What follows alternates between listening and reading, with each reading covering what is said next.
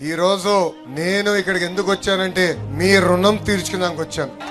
ఎందుకంటే ఆనాడు ఆంధ్ర రాష్ట్ర గౌరవ ముఖ్యమంత్రి శ్రీ నారా చంద్రబాబు నాయుడు గారి పైన దొంగ కేసు పెట్టి 58 రోజులు జైల్లో బంధిస్తే రాయచూరు వరకు పెద్ద ఎత్తున బయటకు వచ్చి మీరు మాకు అంటగా నిలబడ్డారు. మమ్మల్ని మీరు నడిపించారు. మీకు ఒక కార్యక్రమంగా అనిపించవచ్చు, కానీ నా తల్లి భువనేశ్వరమ్మ కానివ్వండి, నాకు కానివ్వండి, బ్రహ్మణి కానివ్వండి, దేవాంశ్ కానివ్వండి, ఆ రోజు ఒక తెలియని పరిస్థితి, భవిష్యత్తు ఎలా ఉంటుందో తెలియదు.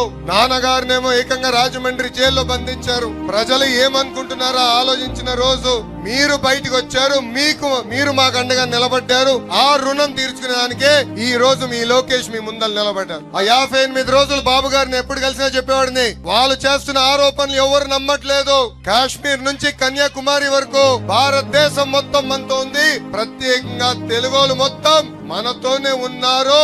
మీరు అధైర్యపడద్దని ఆనాడు చెప్పాం. కేసులు పెట్టినా ఇబ్బంది పెట్టినా అనుకున్న దాని కోసం మనం అహర్నిశలు పోరాడతాం.